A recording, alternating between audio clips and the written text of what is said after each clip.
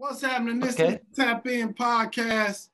I'm on Zoom with the big homie, Bry D. What's happening, man? I'm on Zoom with the big Bry D. What's happening, man? What's going on with you, man? How you doing? I'm chilling, man. I'm chilling. I had to tap in with you, man. It's a lot of noise going on in the streets. Tap in with you, man. It's a lot of noise going on in the streets. Yeah, bring it. Yeah. So I normally start where I want to start at, but I want to switch this up a little bit. Where do you want to start at? Where with everything going on, where do you want to start at? We can start with whatever you deem the elephant in the room. You and Wack, man. How you checking Wack on Clubhouse, on YouTube? That's where I want to start at. Well, see, all right, I'm first gonna say this. I'm gonna leave my purpose of serve first off. But the main purpose of it was, I understand what you're doing for a living. I understand you're doing your thing, how you doing it. That's respect. Okay, so what? And I say it here and I say it again. You're a social media sensationalism marketing genius. You're Jerry Springer. And Jerry Springer lasted 25 years. I'm not taking that from you. Okay? I'm new navigating social media. But my dispute, I'll say that, my distaste, I'll say that, came with you consistently and constantly tearing down brothers that are young, that are trying to make it in this industry. You tear them down, you find something to just chip armor. And then you throw these false allegations, yet you son, he's not a bitch. That dude is a dude who got booted. And then when he got booted, he told on everyone. So don't sit up here and call everybody the pot calling the kettle, not calling him, calling him. So he's not keep playing with him. Slander some other coaches too. Not how to do your business, but enough was enough with me. So angry, which not angry in the sense of like you'd be angry at angry at a rival in the streets of that, just angry on just the consistency of tearing down young brothers. Okay. Now, to play devil's advocate, on Wack's side, he's saying the only reason y'all got a problem with what he's saying and coming at him is because he's the big fish. He's the one that's gonna bring you views. He's the one that's gonna get you notoriety, get people talking about you, instead of, you know what I mean? Like, what do you think about that? Is it your place to check him in public? Okay. I'm gonna address the first part. I give you a props. You the big fish. See, I'm not gonna never be. I told you one thing with me. I agree to disagree all the time, and I'm a very unbiased person. You're the big fish in Clubhouse. We'll give you that. We're not gonna take that from you. All right. So be it. Now, is it my place? It's my place as a person from the West Coast. I don't represent the entirety of the West Coast. I don't represent the entirety of Compton. I don't represent the entirety of the section that I'm from, which is Carver Park. And I don't represent the entirety of the lifestyle that I originated from, Crippen. Okay? And I don't represent the Damus. But what I do represent, I do have a fish world of my former lifestyle. Okay? So I've always seen these allegations about street dudes. And you have the rest of the nation thinking that you are the voice of the entirety of the West Coast, that you're not. So I stepped up, not only, it's dual. You're not speaking for me. You're getting in certain things that you shouldn't get into, which we're not gonna go into. So I just felt like, oh, okay, impeccable. There's nothing you can find on me. There's nothing you can do to slander me. You can make false allegations. Everybody does that about people, you know. You could defame my character in your eyesight, but people know anything you say about me would be nonsense. So I didn't attack you for financial, monetary, building a podcast, whatever, because I'm a firm believer in you you fly to paraphrase my co-partner, Melly Mel, the Hood Postman, my business partner, and I'm a firm believer in the turtle wins the race. And I don't need money like that. Everyone needs money, but I don't need it like that. I live in a very comfortable environment. If you look at my shorts on Urban Realness, aka Urban Real, you'll see I'm waking up in the morning every morning to the beach. To live on the beach in California, when it's not Long Beach or other cities, you got to have a little change. So it's not that. It's just that I got tired of seeing you tear down brothers. Now, other people that may have tried to jump on my coattail, that's on them. But this wasn't a direct affront to you in the pursuit of monetary gains. Yeah, and I will say that from all of the stuff that I seen Wack do, going back and forth people, I didn't see him have no response with you. Like, I didn't see him come at you the same way, like, on Pyru. I didn't see all the antics after, you know what I mean? I was waiting to see, but I didn't see nothing from him of him going back at you. Now, he may have did it, I just didn't see it. Okay, but that's because he's a smart man, first and foremost. Mm-hmm. So he's done his homework. I don't glorify my past, but he's done his homework in 2 arenas. I have this on him. I can throw this. There was nothing to get on me. I'll say it to you, you know, I'm not proud of it, man. I've been incarcerated for multiple homicides. I've done everything that a gang member can do with the exception of I've never harmed a child, pedophilia crap, never raped them, and never, you know, did property crimes and things of that nature. It just wasn't my stilo. But I destroyed parts of our community. I take full credit for that. All right. As far as in that world, I was a shooter. I was a gangbanger. I am widely known. I only associated with the top gang members. When I started getting money, you know, I really couldn't separate the two. That's why I kept getting reincarcerated. But I'd get up to $200,000, $300,000, $400,000, and I'm back incarcerated. So I lived like a millionaire. I just wasn't a millionaire. In prison, unfortunately, I was known as a guy that pushed that knife. And I, no pun towards the clubhouse. No, I actually pushed that knife. I didn't have problems with that. I didn't have problems with busting that pistol. I've lost my fair share of fights. I just want to say it. I'm not the world's greatest fighter, but they did call me aftermath. They'd be like, you know, the adversaries of my neighborhood be like, you beat up who? Oh, man, you know he finna come through here. And I used to come through on a little blue poop maxi moped. And I used to come through on a beach cruiser or on foot. Never did drive by in my life. You know, so I had a street reputation, my former reputation of a nutcase. And when I was incarcerated, I was one of the guys that was a shooter on the streets and they couldn't handle the prison life. So I immediately picked up a weapon. And if you got out there, I gave you what you weren't looking for. I'm not proud of none of this. I'm not giving any glorification. If any of you young dudes out there who wants to live like a barbarian, man, who wants to come out of cell every day, not thinking about going home, but thinking about surviving. Who wants to walk down the street that every car he sees that he doesn't recognize, he has to look at it and scrutinize it. So I'm not glorifying. I've been shot up, beat up, stabbed up, hit by cars, and I've done my share, vice versa. So once you check my background and my pedigree in that world, uncut, no smut, I'm immaculate. There's nothing you can say about me. I'm a gang member in that world. And I never violated any of our codes while incarcerated.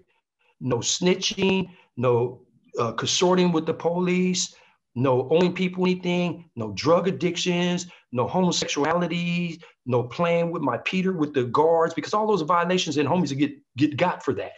So I lived to the code, not only on the streets, never making a statement in the entirety of me being first arrested to the last time I was arrested.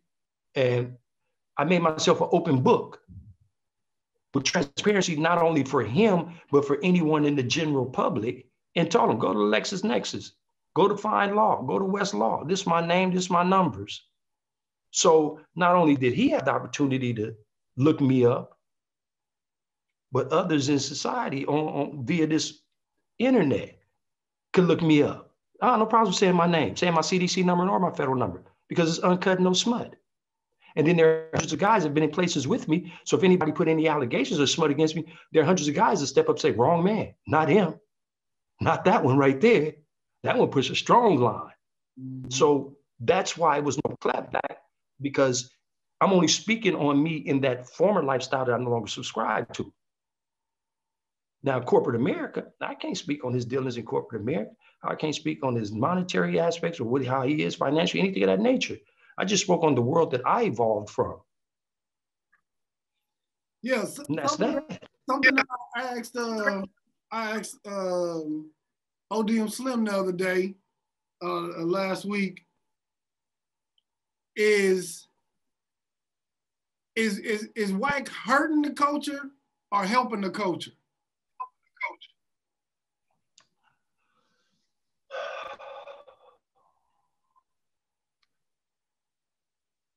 Entertainment wise, if you could differentiate between the character and the entertainment, a week, no. But the ridiculing of dudes' livelihoods and up-and-coming artists and what you project to society outside of our culture, a strong yes, if you can understand that. Break that down for me. Jerry Springer, he enlightened the culture with laughter, clowning, joking, and everything with his sensationalism. Yet 90% of the people that came on Jerry Springer looked like you and I, so it hurt us. Because you make everyone say, who's not a part of our culture, is that how they all are? Is that how they act amongst themselves? You can never date my daughter, come to my house. It's like a complete embarrassment at the office party. Is your wife a Fortune 500 company and she separates the home life from work, and then you come there with your pants hanging off your rear end and like, man, where can I go roll a blunt at, man? Y'all ain't got no beer in this motherfucker. And so you're an embarrassment at the office party. They say to you, well, are you familiar with the going rate now on Bitcoin? What the fuck is Bitcoin? Was it a piece of a nickel or something? You're an embarrassment at an office party. Yeah, but in the entertainment, it seems like, you know, he's bringing eyeballs to a certain platform that had died, I would say probably like a year ago. And since he's been going, you know, using that platform to speak out, you know, the eyeballs and the attention has came on there. So, you know, when it's a little different from office party and, you know what I mean, entertainment where you get eyeballs. Okay, let's go to the entertainment aspect. Would this be allowed on TikTok, Facebook, or Twitter? The antics that go on Clubhouse. It hasn't been, no. No. Truthfully. No. So there are higher strings, the puppeteers, right? Yeah. That are allowing the slander of men that look like you and I by another man that looks like you and I. It has to be. What other format can we get on and call our sisters B's and H's on a regular? I mean, if I got on TikTok and I told you, F your mother, suck my penis, F your kids, what's gonna happen? They'll probably take you off or remove you from the platform. So someone is allowing Clubhouse to run amok, not only there, but other rooms. But this was the key vocal voice that had the hugest platform of knocking down people that look like you and I, regardless of sensationalism, regardless of just doing you. No one has ever seen me. And everyone that said anything had some kind of skeletons in their closet. So they shouldn't have said nothing in the first place, knowing what they had in their closet. If you're not cleaner than the Board of Health, keep your mouth shut. If you're not prepared for the backlash. Mm-hmm. I've said to what's good for the goose is good for the gander. If I could dish it out, I must be able to accept it. Yeah. That's what it is. So enough on him. You know what I'm saying? I ain't, you know, I done made my point. I'm not on him no more. It's, you know, you dig what I'm saying? Because it just was the enlightenment to the point that there are a lot of other voices. If you read the comments and things like that, about time somebody did this, that. But the F with you, about time someone's did this too. Because that reminds me when I used to hit a penitentiary yard and you say, hey, dog, he a snitch or he ain't no good. So I'm like, what you telling me for? Yeah. And I'd get away from that individual. So the individuals are saying to me about it's about time someone said this to Wack and it's about time this, that, and another. Like you can just wind my back up. I look at them like if I ever encounter you and you try to have a drink with me, which by the way is 0.0 alcohol, non-alcoholic Heinekens, because I don't drink. I love beer though. You know, if you decide to buy me a 0.0 Heineken and you're one of the guys that said about time someone said something, I don't want your drink. Because see, it wasn't something to get accolades or be applauded for. It was just something that needed to be done at that moment to make you reassess when you have your minions read the comments. Damn, a lot of people feel like this. So just be careful with your wording. Do you get your money, do it. I don't do it. I can't dictate to you on your platform. You can say the sky is green when it's orange. So be it. But you know, his name ain't in my mouth anymore because I proved my point. I just addressed it here because I respect you and dig you, and you're articulating, you know, and you answer the question that your viewership would wanted answered. So any other podcast, it's not coming up. Yeah, I appreciate it. And speaking of Clubhouse, you and Hey Roo got y'all own channel popping on there, right? United Streets of America. Well, we have an offshoot of one of the clubs, offshoot of United Streets of America. Mine's is Compton Radio League with Gangster out of Compton, Melly Mill, the Hood Postman, OG, ENT TV, and Lil Bob. You know, Hey Roo, but it's primarily us four cats from Compton, you know, and you know, so we have United Streets of America, yes, and that's our umbrella company per se, and we have our offshoots because he has a Red Pill Gang and different things, and we're making different clubs up under that banner, you know. But like I said, I'm shooting off to my own YouTube channel, Urban Realness, aka Urban Real, doing my thing because I want to build a certain kind of platform, not just pertaining to the West Coast, but pertaining to a variety of things pertaining to us as a people. But yeah, Compton Radio is our baby. Okay. Urban Realness on YouTube. Make sure y'all go tap in with OG Bry D, man. What kind of because I know last time I tapped in on y'all room, y'all had some early hits on Clubhouse, man. Yeah, we have okay, we're gonna name drop. We had cats drop through. We have a Compton Minutes drop through, 40 Glock drop through, Jabalo drop through, Yael drop through, the brother Newport out of the 60s, he's been on our panel. You know, he hasn't spoken, but he's been there. We've had Corrupt come through with his faded butt. Yeah, I said it, can't take it back. You know, we've had people, you know, we have a very positive input from a young brother named Marcus, another brother named E. She stopped through. You know, we've had a healthy, wide spectrum of individuals come through. You know, so you know we have a UOD, Unity Over Destruction. We like that. We like that clubhouse room. They come through the sideshow, the Ghost Regime. Different little, you know, but we try to keep positivity, and we try to keep on our platform where you don't overtalk each other, and you don't call each other out each other's names.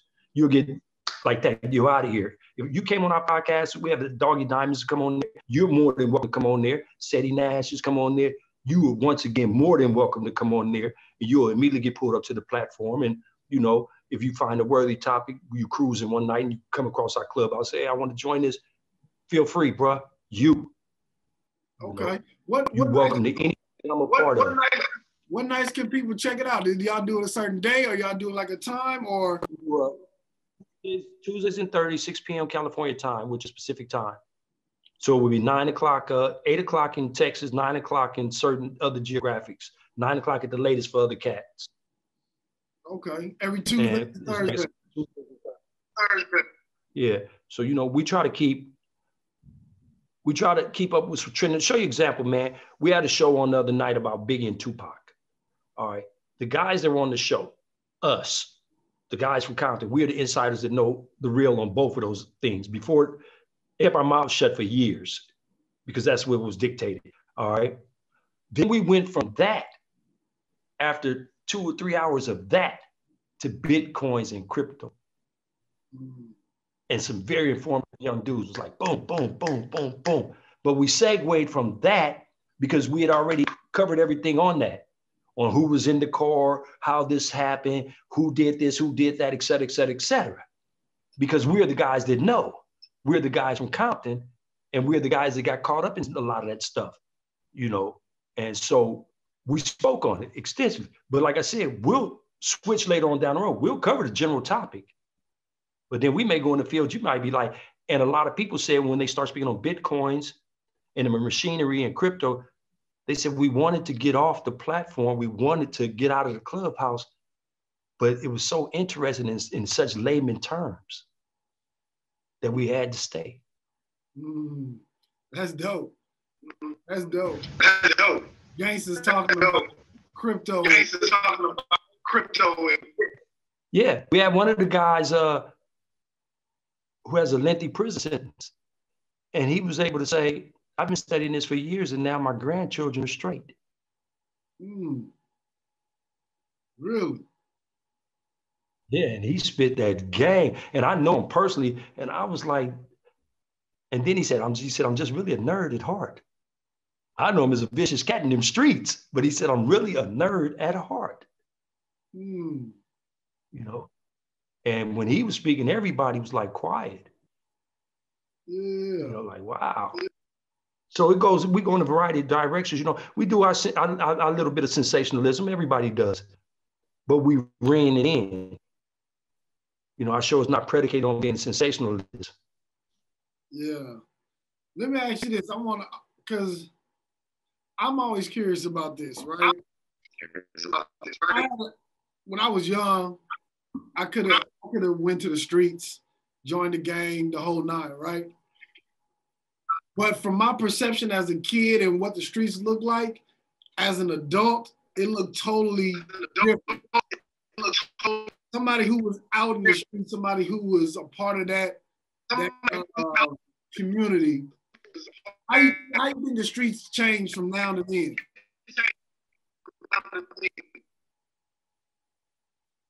This is how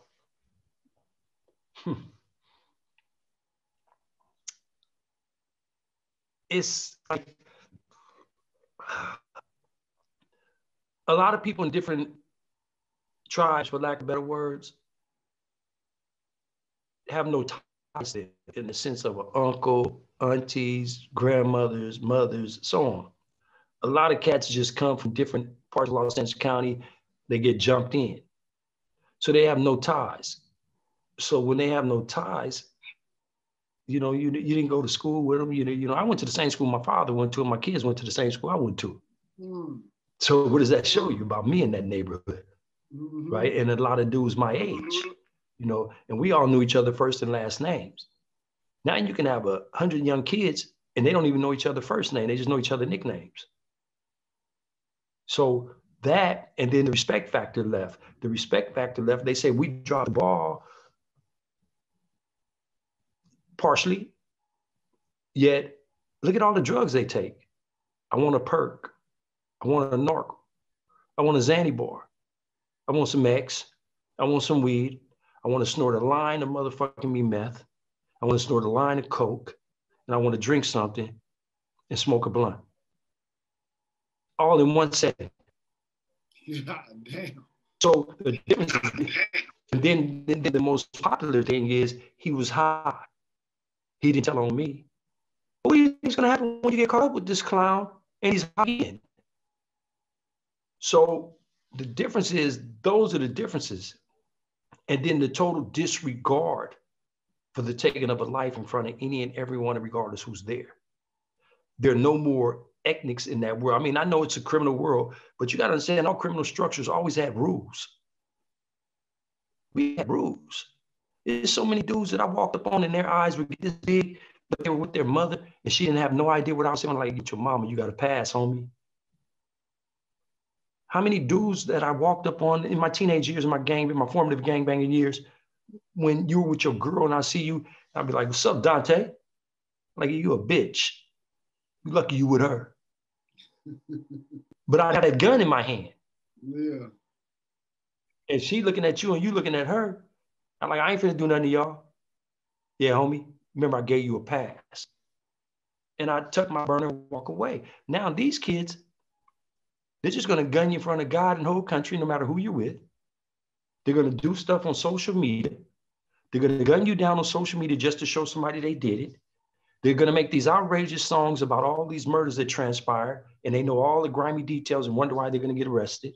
They want to show all these firearms on social media and don't realize a million dudes sitting in federal prison just from showing firearms on social media. But it can't happen to me. And I understand when I was young at one time, you don't want to hear this. So maybe making a song called 51 Ops, you should make a song called 51 Elbows, meaning life sentences for the guys that contribute to the 51 Ops.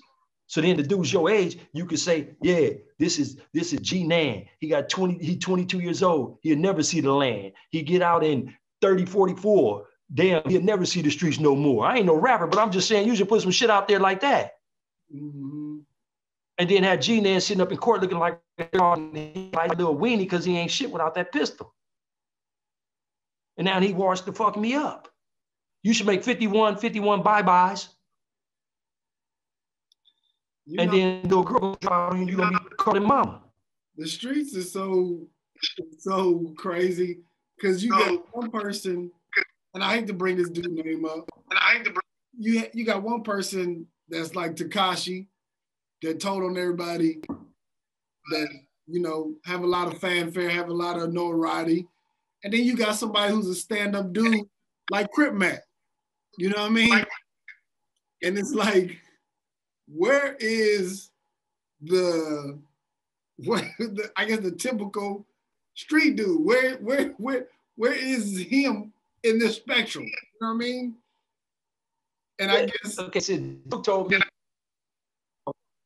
No, I was gonna say I guess it's somewhere in between. They got people who are like Tekashi, and then they got people who are like Crip Mac, who are, you know, like official stand-up dudes. And they got everybody. See, I had to tell you, first of all, a lot of men don't want to be my age and are feel from this lifestyle. They say, well, all you OGs, you want this claim fame. I don't want the claim fame. I'm not in the streets no more. I love the streets. I walk through my neighborhood, I've been walking all my life. And I'm a firm believer when the sperm hits the egg, you're going to leave this world as we know when you go leave. So nobody can spook me because that's my belief system. Yet the streets, in Compton, California, they're really dangerous right now. And as far as the soul dudes, if social would have been around when we was 20, we would have been on it probably because that's what this generation does or what the generation does. As far as us on here, we on here, and a lot of dudes don't know how to read between the message. When I see everything that I've been through, I really wanted to sink in that, man, it ain't cool waking up with 5 bullets in your body. It ain't cool wasting all them years in prison. See, the difference in my generation and generation now, if you would ask me when I was a teenager, what I want to be when I grow up, I would have said a pathologist or a neurosurgeon. And 9 out of 10 dudes that are my age wanted to be something other than a gang member when we grew up. Mm-hmm. So it's such a big difference. And then when you find the street dudes, you can't even recognize a street dude because when I was coming up, Crips didn't wear red. You find more Crips wearing red than Bloods now. Shit. I mean, I'm just being 100, man. Yeah. You know, and I don't care about colors no more, you know. But the thing is so when they say you old dudes get on here and you this, that, another, we really trying to give you a message. See, the only messed up thing about getting old is not getting old. I got free will now. I can get them walk out this door. I call Lil Ma up and say, hey, I'm feeling frisky. So us old dudes are living, but we trying to let you live through our eyesight of your life is a rerun to us, man. Yet it's such a rerun at a higher cost now because the average sentence in Los Angeles County is 200 years. If you're a gang member.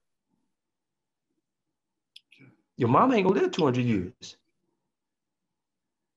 If you ain't got no hustle in you, let's be realistic, man. What woman gonna hang around with? He got 200 years. And he demanding. That's what us old dudes be on here for, to try to stem some of the violence. Us the ones that are respected. The ones that aren't respected, I don't know what they're on here for. But the crew I run with on social media are all respected from their different factions. And we all have a commonality. We trying to, you know, we the unsung heroes. We're not trying to get the glory of, I did this, I did that, I did this. You know, and Crip Mac, stand-up young dude, and he represent what he represent, and he gonna die for what he represent, and he let it be known. He has his notoriety, but he ain't ducking no wreck. If you hit him up, he ain't denying that. If whatever, he with whatever. So he's full-fledged as far as I'm concerned. He's just full-fledged, just has notoriety now. And I hope he lasts all the way to the bank at everyone. You got a good management team in ODM Slim. He's really up out the mud.